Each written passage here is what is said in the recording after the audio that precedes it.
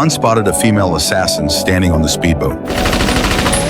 The assassin drove the yacht away. Bond immediately took control of the new speedboat and gave chase. He shot straight onto the river surface. Bond activated the jet engine to accelerate forward. He quickly caught up to the assassin. Seeing this, the assassin steered the speedboat to ram Bond.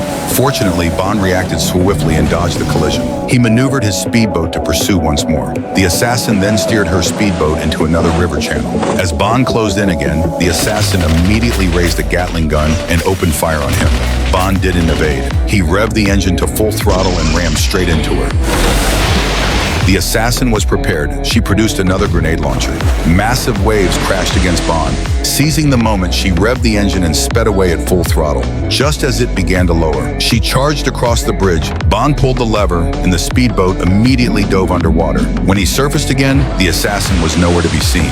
Bond activated the tracker, locking onto the assassin's course. To catch up, he drove the speedboat directly onto the shore. He sped through crowded streets and bustling markets. Finally, he crashed into a seaside restaurant and returned to the water. The two speedboats approached each other head-on. Seeing this, Bond pressed a button and fired a torpedo at the assassin. The assassin immediately steered the speedboat toward the shore. Then the assassin hijacked a hot air balloon. Without hesitation, Bond pushed the throttle all the way to the floor. He grabbed the balloon's rope. The balloon began to rise slowly. Meanwhile, police helicopters closed in.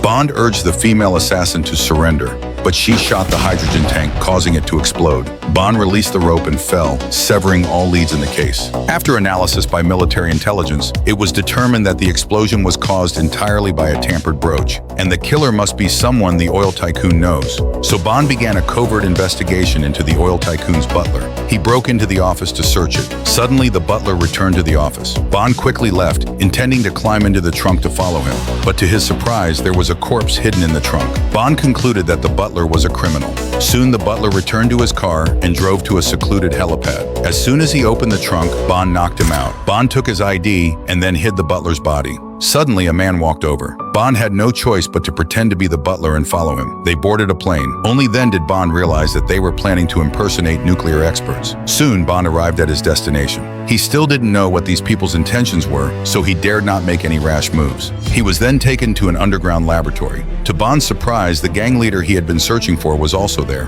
Bond quickly subdued him and demanded to know why the leader was there. Just then, guards surrounded them. They had realized that Bond was an imposter. Outnumbered, Bond had no choice but to stop resisting for the time being. Bond noticed a staff secretly removing the tracking chip from the nuclear bomb. The guards also sensed that something was wrong. These people were all there to steal the nuclear bomb's tracking chip. The man took the nuclear bomb and sealed off all exits. Bond immediately took off his watch and pressed a button, firing a steel cable.